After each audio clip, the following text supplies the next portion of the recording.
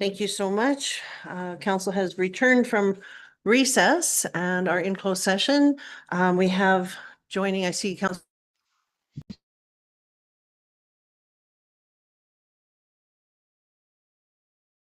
closed session. Sorry, did I say in? Pardon me. Sorry. Panic is ensued.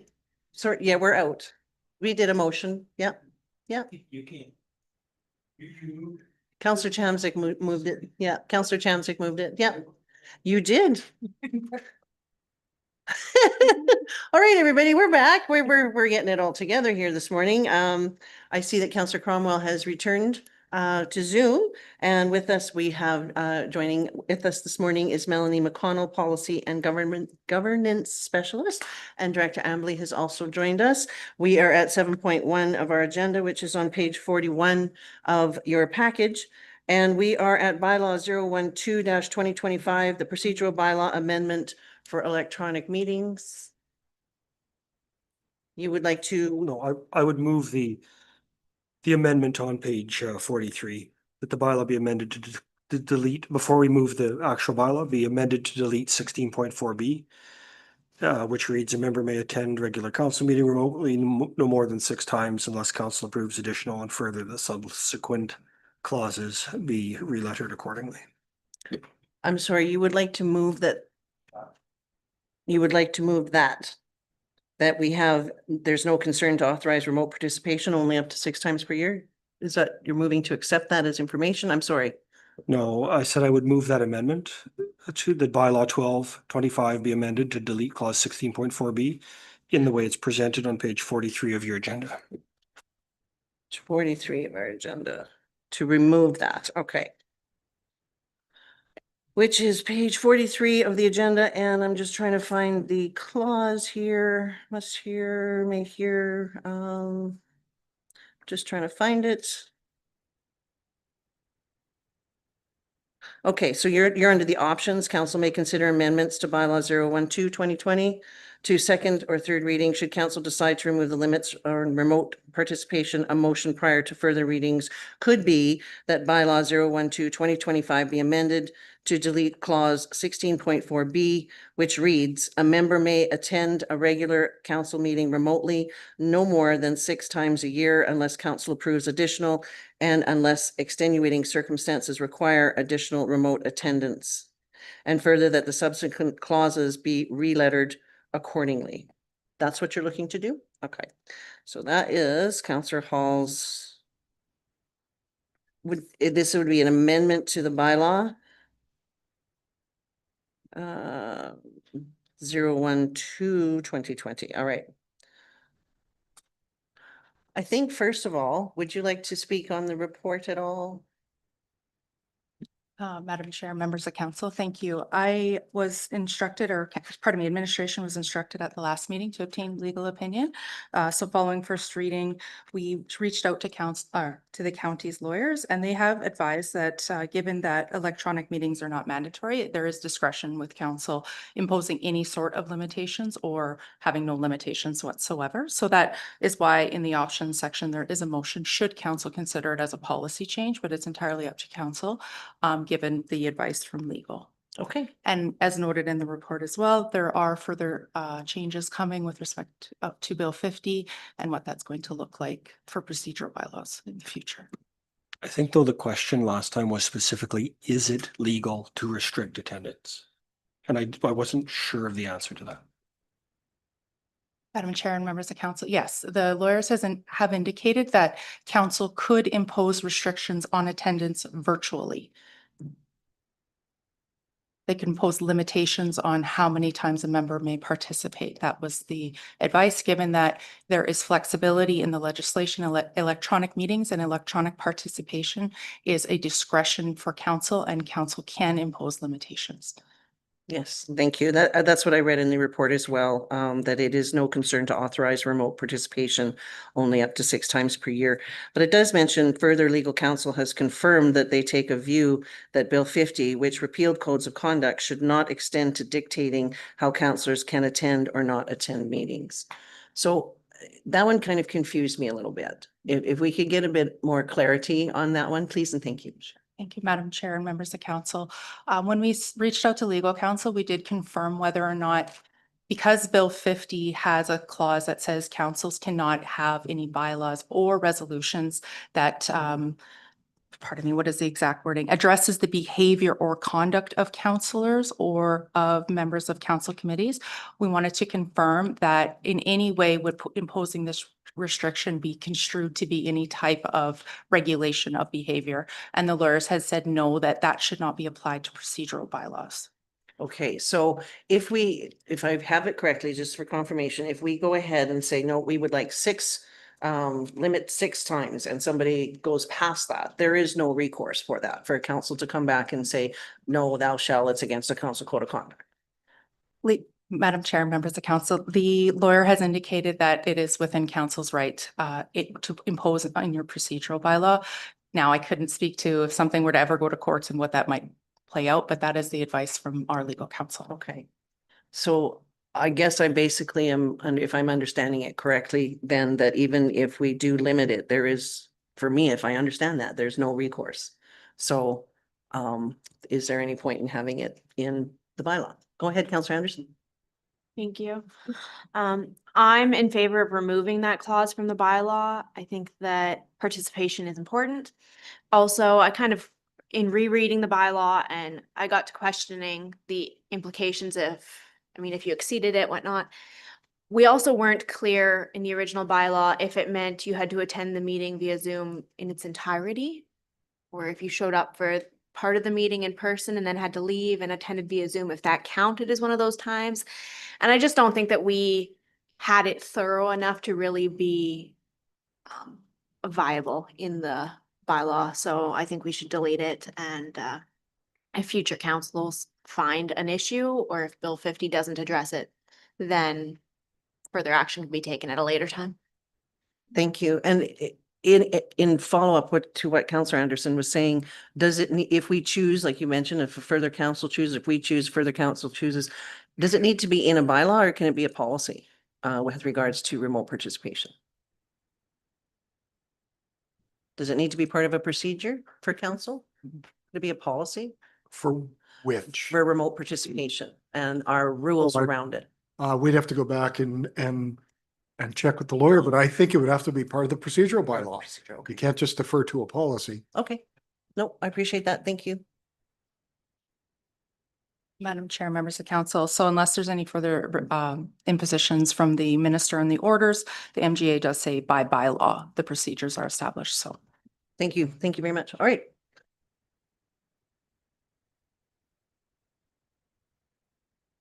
I'll turn my microphone. I think we need to address the amendment that Councillor Hall would like to make. And I guess for clarity, it wouldn't be an amendment. Amendment to the bylaw. It's a motion to A amend. motion to amend the bylaw. Pardon me. Yes. Sure. Oh, thank you. I didn't see. Sorry, go ahead, please. Thank you. No, that's okay. So I've been listening very intently, and so what I just want to clarify is that if we put this into, if this goes into a procedural bylaw, and there's no repercussion, that if a person goes on Zoom for the 7th time that year, for example, would they just be not let in the room, the Zoom meeting, or would it just be best to just never attend? I'm curious how the 7th time would be squashed, I guess. Would that be at the discretion of Mr. Schenkelberg? No disrespect. Like, would that be putting a pressure on him to say, I can't let this counselor in the room because they've had 6 meetings? Madam Chair, I'll take a stab at this because I think we're into new territory when the province rescinded a code of conduct. Now nobody knows what the rules are. I think if council was insistent that you had X amount of meetings, whatever that number is, or you didn't have it. And if a member of council wasn't obeying the procedural bylaw, even if council chose not to do something about it, I would be concerned that a member of the public still has the right to challenge council and for some reason it's someone that doesn't like you and they decide to take you to court to get you disqualified from council, I would be concerned about that. So the answer of, are there any repercussions? We don't know. Because honestly, we didn't research it because we didn't anticipate this amendment coming up today. So if we'd have known about it, we could have researched that part of it, but we didn't. So are there still repercussions that could happen? Possibly. We don't know that. And we're into new uncharted territory because of the Bill 50. Thank you. Go ahead, Councillor Hall.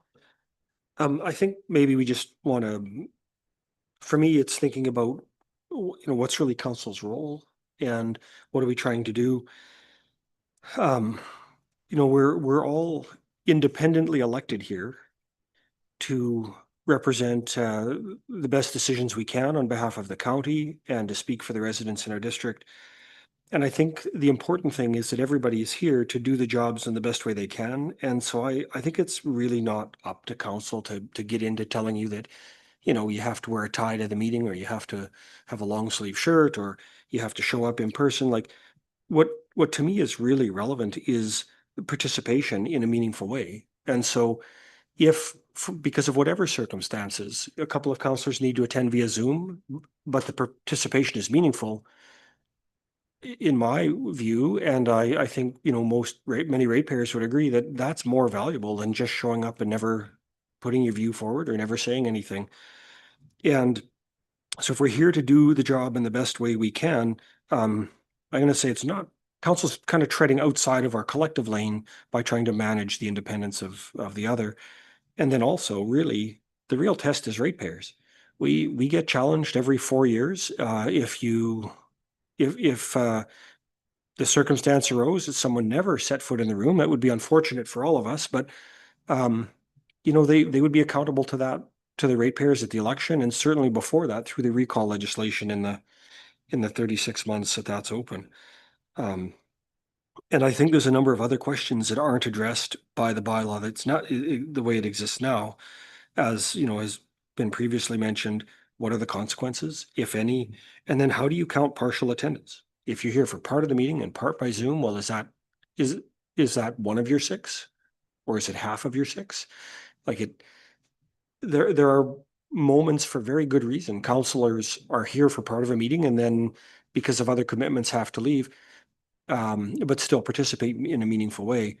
I don't find that less valuable as a colleague at the table than when they're sitting at the table, given that there tends to be meaningful participation along the way. So I think we just clean it up and take away an opportunity to create problems by deleting this, and stay in our lane and work collectively to build an environment where everybody actually wants to be in the room and will do their best to be here. But also let's accept that for various reasons, sometimes folks can't be here and can still participate in a meaningful way.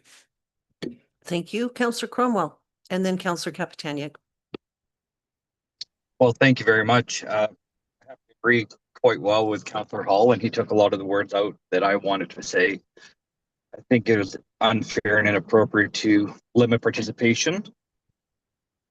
We have to realize that things do come up and people are able to be a valued participant from even remotely if required.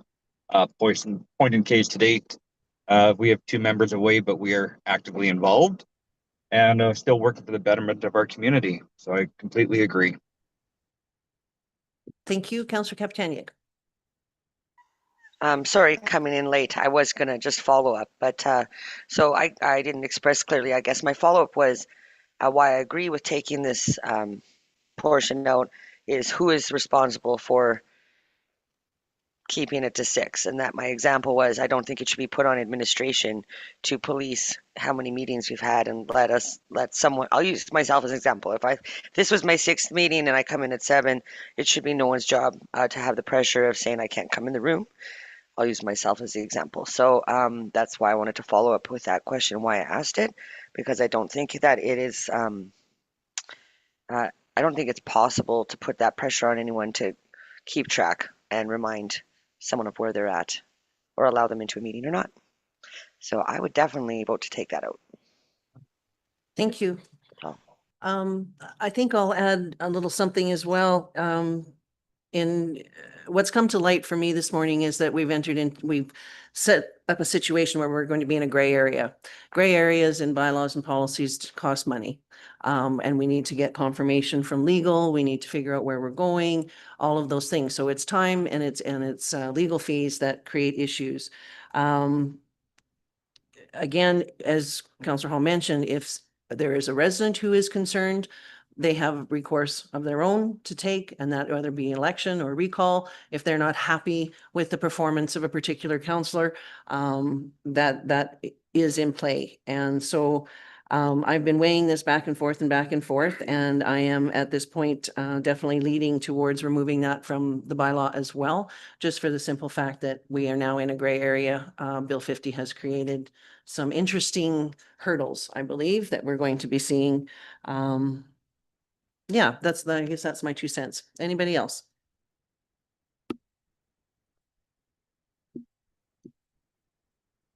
Well, because there is no recourse, and of course, like you said, creating an atmosphere where everybody wants to be here is always highly encouraged. And I think if we just really push forward with that, that'd be a wonderful thing.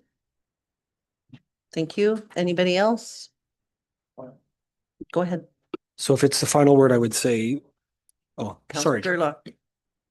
Yeah,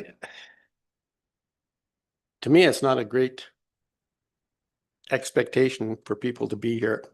That's over 10% of the meetings that are held just at 6.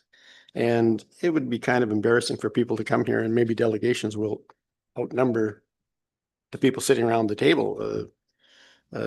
This becomes a matter of convenience for councillors then, as opposed to fulfilling their responsibilities. And I think we owe it to the public to be here sitting in the chair as often as possible. And I certainly don't see making it easier to not be here, because then it just becomes a matter of convenience for the councillor, as opposed to making the effort to be there. And it's disrespectful when people come in delegations and whatever and find there's hardly anybody here. They're all on Zoom. And we've seen what happens when you lose your Zoom connections partway through and you have to leave, because especially in closed, when you can't get audio and you don't have the bandwidth or whatever to do it. So I'd like to see something that doesn't make it limitless as to how many meetings you can attend by Zoom. Thank you. I agree with what you're saying as well. I mean, we're in a situation where we're kind of stuck. So for me, I think that this is definitely a topic that needs to come back, where we remove the gray and we agree with a consensus on how to move forward with this. And of course, we're going to need legal as well when it comes to Bill 50 to make some of these decisions. And hopefully those come sooner than later with their regulations and the things that we're looking for. Councillor Mintz. I'll just chime in here for a second. Thank you for that, Councillor Gerlach, because that's exactly the way I feel. Everybody knows that already. Whether we remove this from the procedural bylaw or not, there's not a lot that anything can happen anyway. So why don't we just go with first and second reading of the bylaw and be done with it? Because there's no going back against councillors anymore on virtually the way it sounds like. Since Bill 50 come in, you can just about do what you want and no one can go against you. So other than ratepayers, I guess. So it's yeah, to even change a bylaws. Why do you want to do that? You can't go against the councillor if it came in. So that's my point of view. Well, thank you, Councillor Gerlach. 90% of ratepayers out there won't know whether or not councillors are attending or not. They're not. Everybody isn't just sitting there watching this. Really, really. And people do expect that when you run for office like this, that is your priority. It's not something for your convenience. That is your priority, and you should be here. And I think it shows respect for the people that put you here. And by not being here, by doing it at your convenience on Zoom or whatever, it's not showing the respect that the public deserves. Thank you. And I agree. I totally wholeheartedly agree. But I will go back to, is this going to start costing us legal? To determine if this is a guideline that councils should follow, out of respect and whatnot for our residents, great. I do think it's something we definitely need to revisit, should this, be removed from, the bylaw. Yeah, we have a little bit of work to do, for sure. Go ahead. Could you just say that it's the desired result? It doesn't have repercussions, but it's desired that you try and limit it to 6? Well, and that's exactly it, as a guideline, like you mentioned, that this is what we would like to see. But whether or not we can enforce it is a different story. Yeah. Maybe it's something to include in future lists as a best practice or something like that as well, within those guidelines. In keeping with that in our nomination packages and so on and so forth. Right. No, and I appreciate that. So again, do we remove it? Or do we keep it? Either way, at this point, it'd be less work if we just left it there. Less work if we left it there, and just have that understanding, that we talked about this morning. Is there any final? I will take a final word, and that really is, the convenience feature. Again, I think if you back up and remember, where councillors are elected independently, there's no supervisor at this table. And I would suggest to you that some of it really relates to the bargain you make with the electorate. If you have a really good candidate who, because of whatever circumstances exist in their life, they can be, personally present at half the meetings and are attend electronically at half, but they are committed and engaged. If they make that bargain with their voters, and that's how they come to the table, I think that's the way democracy works. It seems quite anti-democratic to start looking at trying to restrict how you participate in that way. Now, the best practice idea, that's an internal culture, and I don't think you can't run culture through policy, but we can create an environment, and all of us have a role in doing that, to make it so that people, want to find ways to reorganize the other hurdles that come up to make sure they're here in person. But in an increasingly busy world, there will be plenty of moments where people are away. We've also been really fortunate, and over the last 4 years, I've watched lots of, you read the newspaper, there's been a number of councils where people have left because of illness, or they've been away because of illness. I don't think it's council's role to tell you can't come because you've got some kind of physical issue going on, but you're going to participate remotely while you sort that out. I don't want to be in a decision-making chair it's not right that they have to come even ask us. They are elected independently to be here, and if they need to be away and participate remotely for 8 meetings to deal with their thing, then that's between them and their voters. The other piece, again, because we haven't answered this question about how you deal with partial attendance, I can think of moments, a couple of weeks ago, I had on behalf of another organization, I'm part of a meeting with a minister, and so I was here for part of the meeting and here for not part of the meeting, but attended remotely.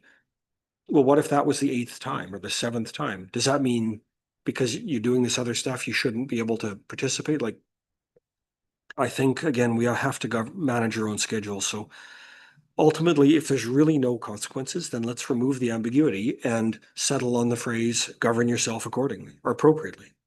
Like, it's up to you to govern your behavior. It's up to you to be accountable for it.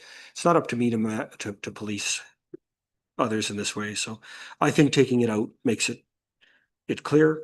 And again, if there's no consequences, remove the ambiguity and set the next group up for success without having to deal with kind of a hidden landmine like that. Thank you. All right. So I believe we're going to be looking at the motion that Councillor Hall has asked, and I'll try and read this again, that bylaw 012-2025 be amended to delete clause 16.4B, which reads, a member may attend a regular council meeting remotely no more than 6 times a year unless council approves additional and unless extenuating circumstances require additional remote attendance. And further, that the subsequent clauses be relettered accordingly. Does everybody have that? All right, if we're ready to go for the question, all those in favor? 1, 2, 3, 4, Aye. 5, and all those Aye. opposed? Sorry, Councillor Kapchaniak, you're in favor? Aye. Yes, and all those opposed? 1, 2, 3, 4, that carries. 5 and 4. All righty. So I believe the next step on this one, just before the noon bell, is that we have council to give second reading to bylaw 012-2025. Will that read now as amended? Yes. Okay. All righty. So is there any further discussion on this? Okay. Who would like to give second reading? I will. Councillor Cromwell would like to give second reading to bylaw 012-2025 as amended. If we're ready for that, all those in favor? 1, 2, Aye. 3, 4, 5, Aye. 6. And opposed? 2, was that 7 and 2? You were in favor? Yeah. Okay. And that the next one here is that council give third reading Madam to, Chair, I'd like to table this until administration is able to provide us a printed copy as required by the act. And Okay. so hopefully during lunch, we can delete that and see a printed copy on our desks when we get back so we can move on to third reading later today. would you like to Right. try that later today or possibly is it a panic to have it done right away? We can do it on June 26th. I don't know. I just don't think, I mean, I'm going to look at the CAO, but I don't think you can vote on a third reading if you haven't seen it in writing. It says as amended as discussed, but rather than later today and putting that pressure on administration, if we would like to table it, it would go until the 26th of Is there a tabling motion, Madam Chair? Okay. So table, this is June 26th satisfactory. Tabling motion. I thought we needed to table it for a date, but okay. Table this particular item as per Councillor Cromwell or Councillor Hall, pardon me. All those in favor?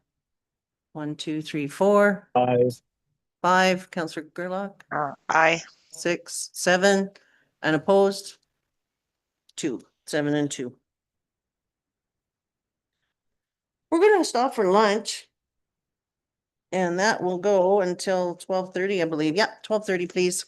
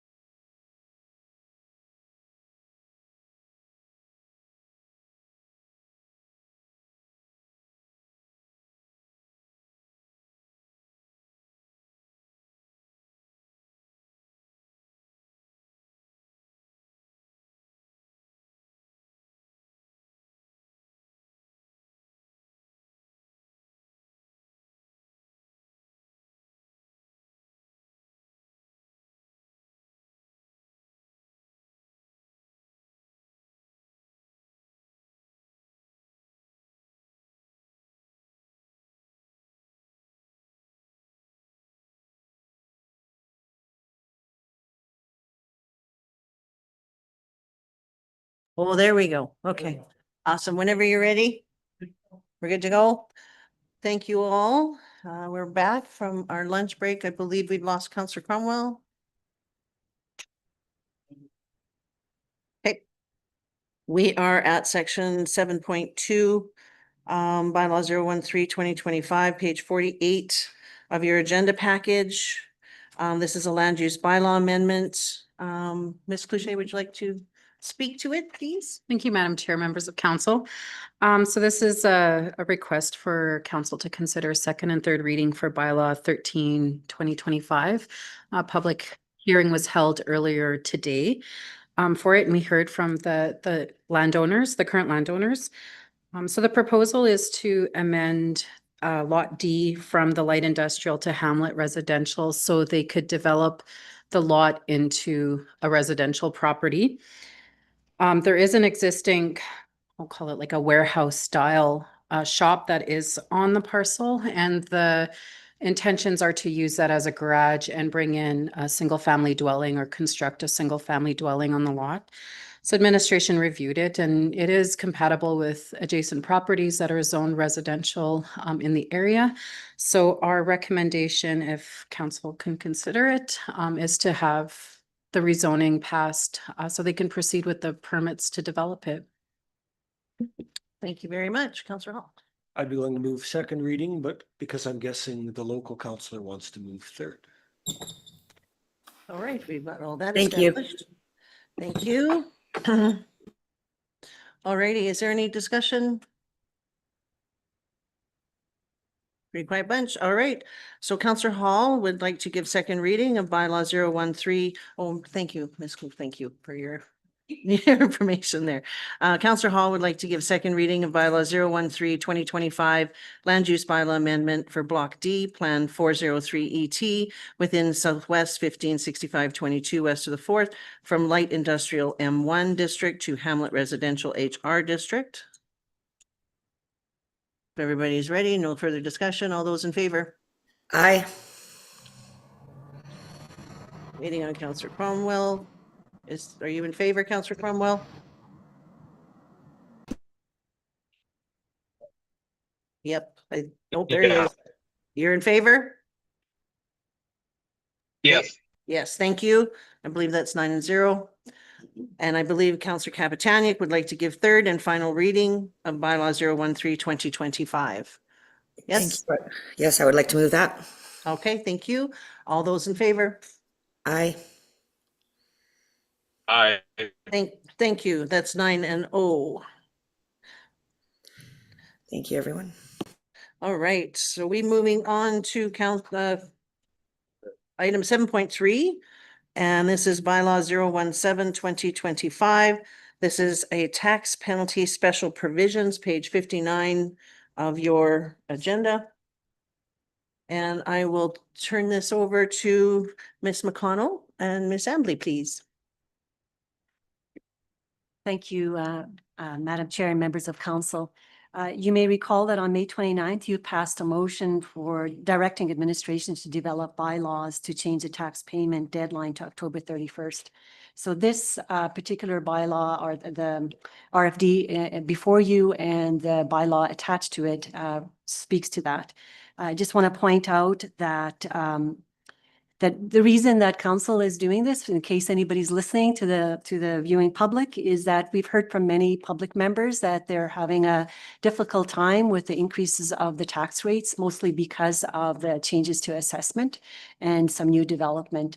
So the bylaw before you actually amends the bylaw, the current penalty bylaw 35-1995, and essentially the bylaw removes this draft bylaw removes section 2 of the original bylaw that implements a 4% penalty. So by doing this, that we can just defer the tax payment deadline rather than July 31st, 2025 to October 31st, 2025 as directed by council. And I also just want to mention that the bylaw was reviewed by our legal counsel. Fantastic. Pardon me, fantastic. Thank you very much. I really appreciate the opportunity to be able to help out our residents who are, as you mentioned, having a bit of a difficult time. Counselor Chamzik, I'm ready to move first reading. you would like to do first reading, all right? Counselor Hall? Just as a correction, I think I heard Director Ambley use the phrase increases to tax rates. I don't remember us increasing tax rates. I remember us decreasing tax rates. Sorry. There were increases in assessment. Assessment, Yeah. forgive me, assessment, thank you. I don't want to take credit for something I didn't do. And should we say, should we let our residents know as well? I had a conversation last night, but that's for another conversation. Yes, so first reading, if we're ready to go for that, is there any discussion at all on this particular bylaw that is going to help our residents? All right, so Counselor Chamblick would like to give first reading of bylaw 017-2025 as presented. And if we're ready for the vote, all those in favor? Aye. Just wait. Aye. Awesome, thank you. I believe that's 9-0 and no opposed. And if we would like to go on to second reading, Deputy Reeve Mins would like to give second reading of bylaw 017-2025 as presented. If there's no discussion, all those in favor? Aye. Fantastic, there's no opposed. And we will require that before we can go to third and final reading, that there be unanimous consent of all those present. If we can, Counselor Anderson would like to make that motion. And if we're ready for that vote, all those in favor? Aye. Counselor Cromwell? I missed him. Counselor Cromwell, I couldn't hear you. I said aye. Thank you. Is that in the affirmative? Aye. Thank you. You're breaking up a little bit there. I believe we have unanimous. I am voting in favor, please. I believe we have unanimous consent here for bylaw 017-2025. Who would like to give third and final reading? I'm sorry, it's like Counselor Kapitanic. There you are. Thank you. Counselor Kapitanic would like to give third and final reading of bylaw 017-2025. If there's no further discussion, all those in favor?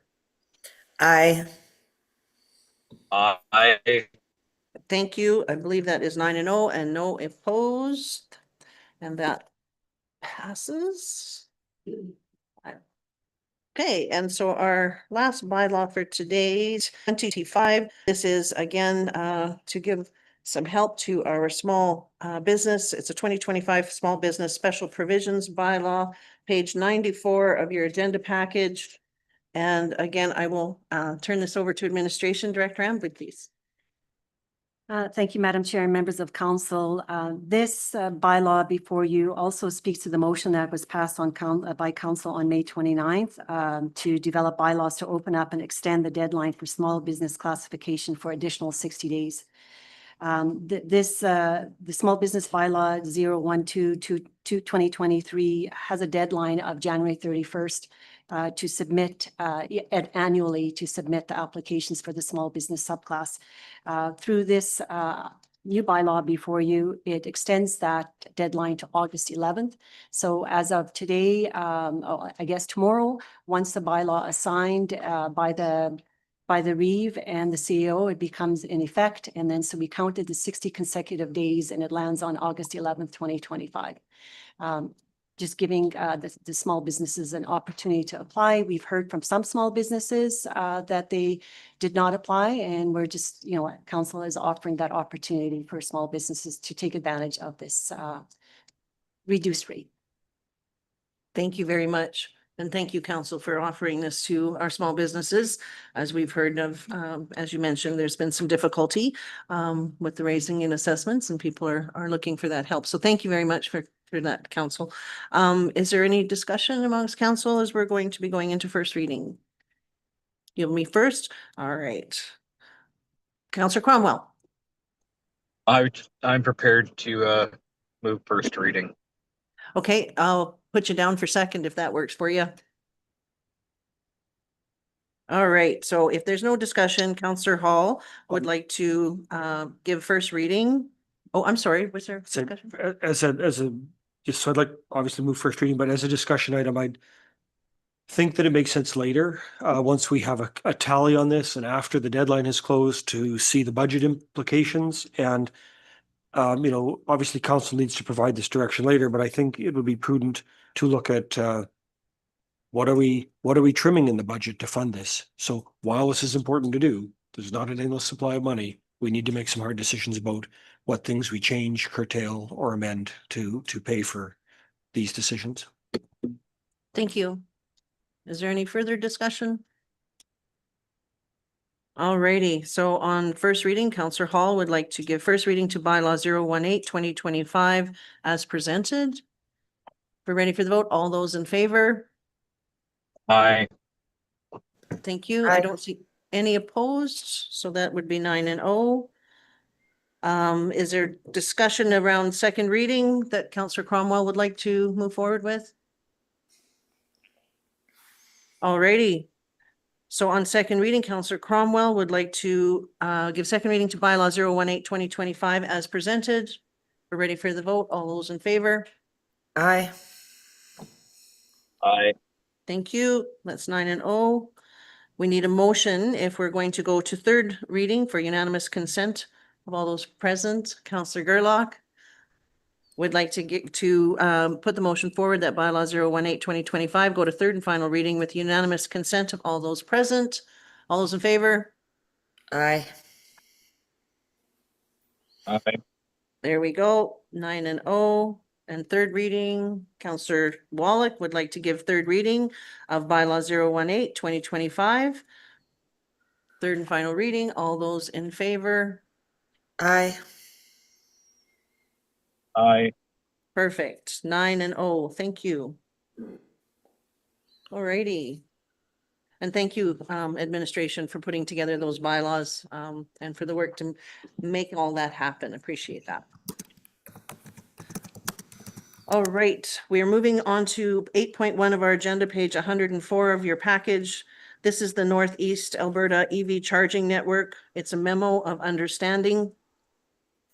The recommendation here is that council direct Reeve Holland to sign the memorandum of understanding as outlined in the terms of reference. Is there discussion?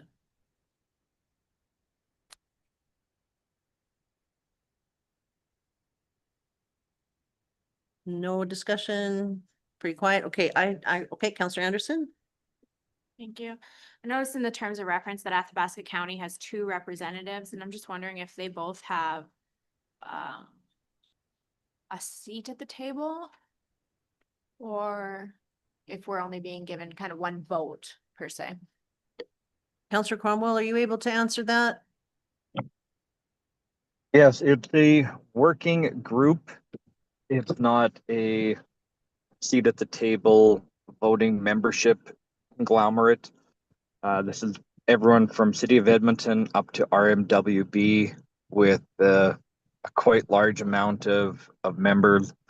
Town of Athabasca, Elk Point, and so forth, and always trying to attract more. I think this would be something that even ECDEV could continue on their own. Meetings are every 2 weeks. And right now it is a very high level working group of how might we be able to, and honestly, I don't know if I would be prepared to sign an MOU right now until more information is firmed up. Yeah, I'll leave it at that for now. Thank you. Does that answer your question, Counselor Anderson? Yeah. I don't know if it really answers my question, but it definitely gives me another one.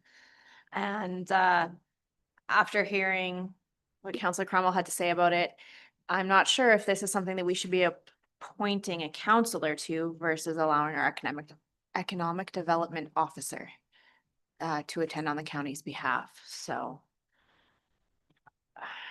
I think I also need a little bit more information about it. Thank you. Does anybody else have any questions or concerns they'd like to bring forward? I think that I was in the same frame of mind when it comes to who is going to be looking after the needs of the Community Energy Association. as far as we don't have a dedicated EV charging coordinator on staff. So I was curious what type of, how many hours that's going to be, as they mentioned in their, providing responses to information requests from CEA that may arise from time to time. I know that that's a concern in other areas that we don't have dedicated staff for or have established level of service. So I'm also concerned that without having full information, I'm not prepared to go forward with the signing of the MOU either at this time. But I'll leave that to everyone else. Councillor Wallach. I think we're getting ahead of ourselves on some of these issues. It says on the page 109, upon confirmation of sufficient funds, the network implementation of the committee will oversee the following: infrastructure, determining operating and maintenance agreements. So they're not going to do anything until they have money and they have stuff in place. Like, this is just allowing them to get moving forward. So they're not actually doing anything until they get money. So I think we're getting a little ahead of ourselves with some of these issues. Thank you. In some ways, I'm glad we're getting a little bit ahead of ourselves though. However, just because of the fact we don't know what time commitments that's going to be. Councillor Cromwell? Thank you. It's not that we're allowing them or not allowing them to do anything. They're looking for private funding. They're looking for private land. They want a metaphorical buy-in on discussion and networking and where we can put. And I truly believe this could be an ECDev report to their director, which would come into a quarterly report to council right now. I do not see a need for us to continue our time, nor do I see a need to sign an MOU for something that is, I don't think, going to be happening at any time soon, and they don't have enough figured out, in my opinion, to move forward with it. Thank you. Is there any further discussion? Is someone like to own this motion that council direct Reeve Holland to sign the MOU? Councillor Hall? I would move that motion. Admin has proposed a recommendation. And that puts us at the table to have influence and to build relationships and to learn from others. If we read the decision document, there's no legally binding clauses, no fees associated. It's a chance to influence and move forward and be present at the table. And I think we have to kind of not wait for someone else to do it for us and then show up at the end, but participate all the way through. So I don't see that there's a lot of downside here. And certainly, an employee of the CAO's choosing would be a reasonable person to be on the committee, but I don't see that there's any downside to moving ahead with this. Thank you. Anyone else? Alrighty, on the motion that Councillor Hall would like council to direct Reeve Holland to sign the memorandum of understanding as outlined in the terms of reference. If we're ready for the question, all those in favor? 1, 2, 3. And opposed? 1, 2, 3, Aye. 4, 5. I believe we've lost Councillor Capitania, correct? So 8 and 3, or 5 and 3, pardon me. Thank you. We are moving on to 8.2, which is the Community Assistance Grant, the Athabasca Recreational Trails, page 114 of your package. I asked for this actually to be placed on the agenda just for the change in the recommendation to change the word from accepts to receives. And I believe this has already been approved through, the grant has already been approved through administration, if I'm not mistaken. Yes. All right.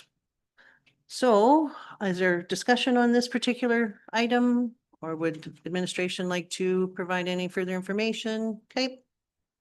Any discussion? Last call? All right. The motion. Would like to, would you, okay, Deputy Reed Mins would like to move that council receives this report as information regarding the county's contribution of $3,466 to upgrade surfacing and access points of the Athabasca Landing Trail located northeast 326522 west of 4. If we're ready for the question, all those in favor? 1, 2, 3, 4, 5. Oh, is that a yay? In favor. 6. All those opposed? 2, 6 and 2. Thank you. On item 8.3, page 128 of your agenda package. This is the Flat Lake Level Stabilization Dam. There is a recommendation, I don't think Ryan, he's not here. Would administration like to weigh in on this report at all? I apologize. None of us have a lot of information on this. Kind of took us all off guard. But the information's there, the background that we were able to dig up. We're making a recommendation that we do the repairs to the dam structure. There's the ability to put in 3 stop logs, which basically is about 4 inches in depth, these logs. And then we can adjust them accordingly. Right now, the dam isn't functioning properly, so we recommend repairs to it, remove maybe the beaver dam beside it, and then we can operate the logs, block logs as it was intended to, and try and maintain a consistent depth to the lake. Awesome. That previously was designed to do. Thank you. Thank you very much. Depending on how things go here today, I know some residents who'd be very happy to have that dam back up and running and functioning properly. Is there anybody who'd like, go ahead, Councillor Anderson. Thank you. It says under the financial section that the cost to repair the weir structure and remove dams is budgeted within the agricultural services budget. I'm just kind of wondering if administration has an estimate as to what this project specifically will cost the county. I do not at this time, sorry. Thank you. Brian was pretty confident that he could cover it off within his existing budget. That's all I can relay. And then further to that, are we expecting any increase in maintenance costs going forward? Like to maintain it so we don't have to do a bunch of repairs in the future? Yeah, I think there would definitely be some administration time associated to it because we're going to have to monitor it now that we're aware of what exists there. You know, I can't speak to what kind of repairs and maintenance bills there would be. I can't see them being an awful lot. It's a pretty stable structure that's there. But you know, sometimes there's the cables and stuff need replaced. So I'm not seeing it being significant, but there will be administration time from undertaking inspections and so on. Thank you. And one more question. Have any of the landowners downstream or around Flat Lake been contacted other than the one landowner that originally filed the complaint? So as far as I know, there's only been communication with one upstream. We have no intentions of doing anything quickly, but we'll definitely communicate downstream. But it would be, we would try and do this in over time so it's not a massive amount of water that is released at once, and may even have to, you know, carry into next season. So, I mean, the people who have put in the concern, if they're expecting this to be fixed next week, that's not going to happen, because it would likely, don't want to say it would have, but it might have repercussions for others. So, you know, we're gonna try and get the dam back to functioning the way it was designed to be and operated from there on. Counselor Wallach? Since this is a new project and it wasn't budgeted, is this taking away from any other pre-planned projects for the year? Not that I'm aware of. It sounds like it's not a lot of money to get it back to functioning. And I don't want to throw numbers out there, but it didn't sound like it was a significant amount of money. So. I just want to make sure that no other projects are being bumped because this came forward, because there's a lot of other stuff going on that we all know.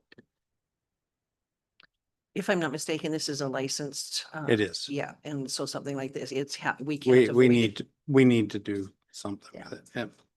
Oh, of course, but when, you know, we have an obligation, so those things come in the way. Is there anybody else who would like to?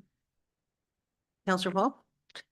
So can you assure us that there's going to be no fines resulting from the government as a result of disturbance of sediment or other things in the edge of the lake when we're in there? Because there's a reference here to, you know, pending the water's ability to pass the sediment floodplain. It's possible that you can lower the logs and the water will leave, is what I'm reading. Like, we're not going to get into doing something that's No. going to warrant a fine. So that reference is kind of there's a high spot in the lake that has been, I guess we don't have proof it exists, but there's a reference to it from locals that even, you know, with the way that the lake has evolved, that it may not function exactly as designed. Anything to do in the water as far as altering that would require all kinds of approvals, and we would be back in front of council before we would undertake anything of that nature.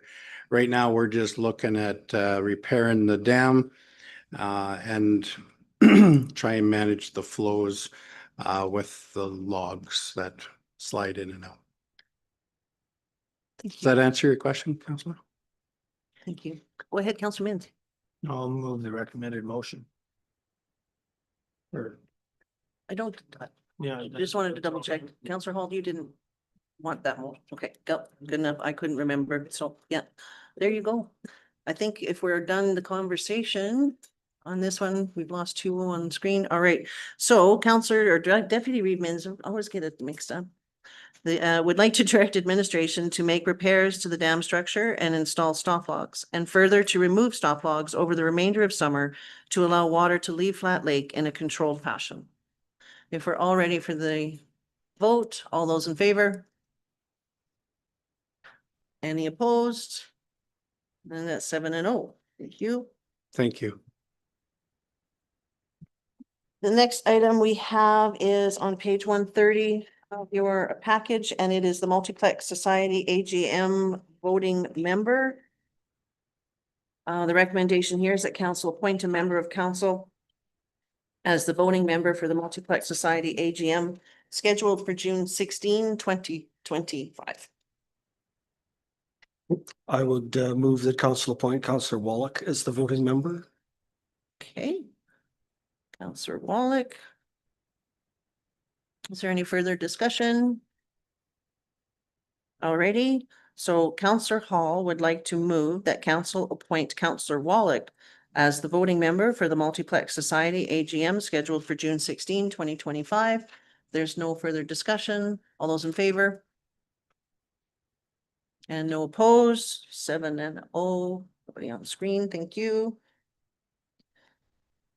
Page 132 of your agenda package was from our delegation this morning of the Athabasca District Chamber of Commerce. I believe Mr. Gerlach wanted that one on this. Yeah. I didn't know what was involved in your presentation, so I would move the recommendation. All right. Is any other further discussion? Councillor Gerlach would like to receive the Athabasca District Chamber of Commerce presentation for information. All those in favor?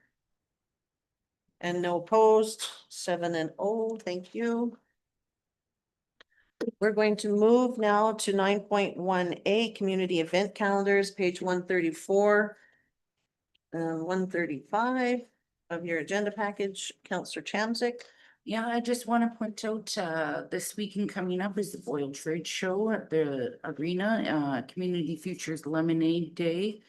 Also on the 14th, and in July, Fiesta Days from the 11th to 13th. In Boyle, sorry. Thank you. Slow pitch tournament, so on and so forth. I had my microphone on, sorry. Is there anyone else who would like to add to the calendars, the event calendars? No, can we get a motion then to receive the calendars as amended? Counselor Chamzik would like to make that motion to receive the event calendars as amended. All those in favor? And no opposed. Thank you. I believe 9.2 are our meeting calendars. They are on page 156. 9.2 of your agenda package. Who would like to begin?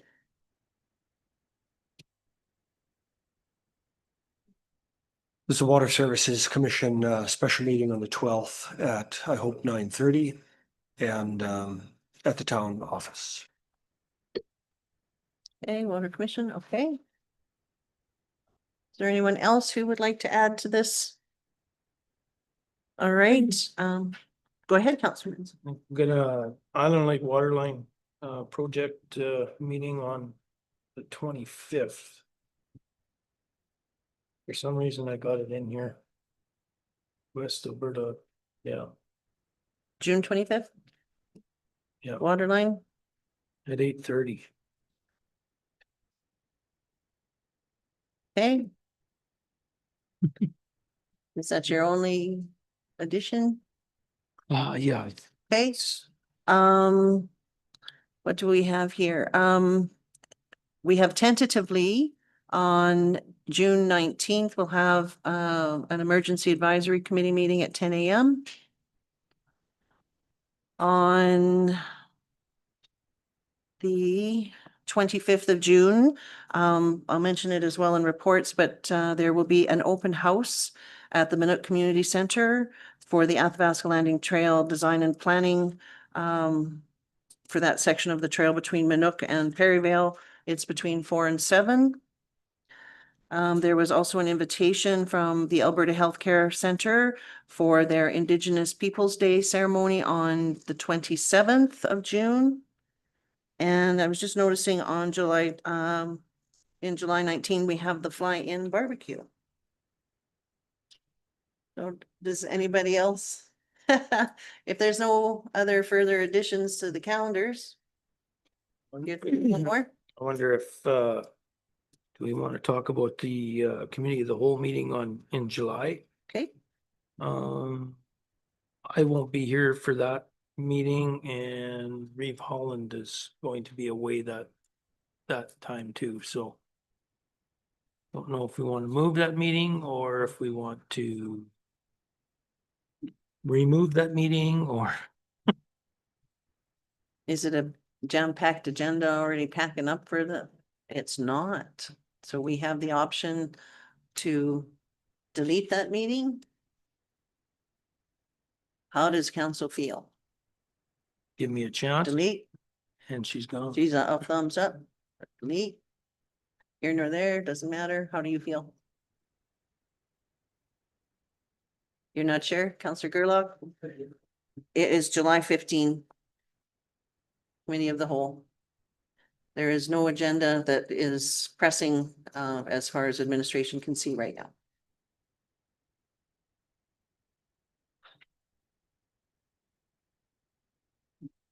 I guess if you're not sure, is there a date you would like to propose and we can sort it out? Could we possibly wait to cancel it until June after 26th? our June committee of the whole meeting and kind of see if there's anything we want to continue discussing then, or if we're okay waiting until August? Because it's hard to decide right now when we haven't even seen the June agenda to know if July is going to be jam-packed or not. Okay. Is that fair? Don't matter to me. Okay, so I we'll know just, there's just the two of us aren't gonna be here that day, so. Yeah. Yeah. So we'll make further amendments if we need to on June 26th on the date. Yep. Okay. All right. So if there's no further discussion on these council calendars, meeting calendars, would somebody like to make a motion to accept them thank you, Counselor Chamzik, would like to make a motion to accept or receive the meeting calendars as amended. All those in favor? And no opposed, I don't believe, right, Mr. Gerlach? Okay, thank you. Awesome. This, I think, takes us to reports, and I was just going to give you a quick update. As I mentioned, there's going to be an open house to discuss the planning and design of that section of the trail between Manook and Perryville. Landowners have been contacted and have provided their input. There will be a survey that will be coming out as well. That's coming forward. There was 2 more landowners that the consultant is having trouble with obtaining their contact information. I don't know if that's something that administration might be able to help with. I don't know what that would entail. So, Counselor, or CAO Beck, is that something that the consultant would be able to contact administration to obtain 2 landowners' contact information that are close? Yep. Perhaps we can provide them things that are not covered by FOIP. Okay, So. okay. Thank you. I will ask for them to contact. Yeah, so that's basically the skinny of the update going on with that particular project. And on the next page, the regional collaboration, regional community collaboration attraction and engagement group. I was wondering if there would be a meeting summary coming out or minutes, and a meeting summary came out today. So I forwarded that to all of council to have a look at, and just briefly, there was a few topics that we talked about. The Northeast Regional EV Charging Network was discussed. The Wildfire Awareness Day water cannon demonstration on the 13th was brought forward. Also, the Explore Inc. high-speed internet project. There's new potential housing development projects that you will also read more about that in the summary. And there's a housing needs assessment that consultant, I think, is starting July 1st. That is regional for that particular project going on there, if I'm not mistaken. Who's behind that? That, I believe, that was from through grant, and that's regional with both Boyle, ourselves, and the town. But who's the sponsor? I'm sorry, Who's the sponsor? Who's doing it? I'm not sure exactly if that was what grant that was through. Town of Athabasca. Yeah. So there's that one. We also discussed all the committee members that needed to be at the table, and so there'll be a second meeting coming up June 19th. We discussed to discuss that further, to see where everybody's feeling with that. We also discussed the Protect DNA, as well as regional promotion marketing packages that some of the members that were there were very interested in, for candidate packages for hiring and that kind of thing. So there's more information you will see on the summary that was emailed today. And I think that's it for reports for everybody, which then moves us into where we enter into closed session. If who would like, Counselor Gerlach would like to move that we move into closed session. All those in favor? No opposed. We are in closed at 1:10.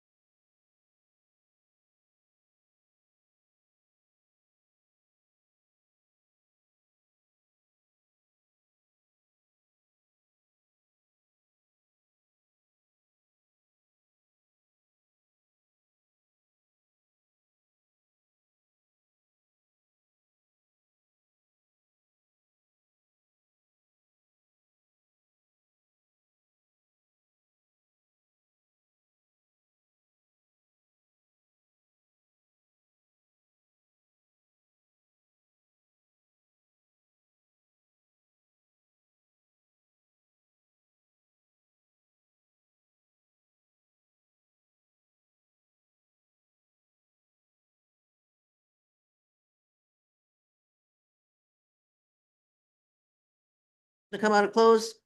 All in favor? We're ready to go? Whenever you're ready. We're back. Awesome. Thank you. We're just coming out of closed session. We have a few motions to make. Deputy Reeve Mins on item 13.1 would like to direct administration to sign the community transportation agreement with the town of Athabasca and the village of Boyle. There's no further discussion. All those in favor? It's 5-0. Thank you. The next item was going to be Counselor Wallach. It's now Counselor Gerlach. And this motion is this is item 13.2, to direct administration to sign the Regional Healthcare Attraction and Retention Committee funding agreement with the Village of Boyle, the Town of Athabasca, and the MD of Opportunity. I believe that's all we need there. If all those in favor, that's 5-0. Thank you. And Counselor Hall would like to move on 13.3 to respond to the multiplex funding proposal at the next Town of Athabasca County IMC meeting as discussed in closed. Correct? And all those in favor? And opposed? So it's 4-1. Thank you. And last item up, Counselor Anderson for 13.4. would like to make the motion that Athabasca County can confirm that it meets the requirements of Canada Rural Transit Solutions Fund Agreement and that the county's CAO can be authorized to execute the agreement on behalf of Athabasca County. All those in favor? 5-0. Thank you very much. I believe our meeting is now adjourned at 2:44.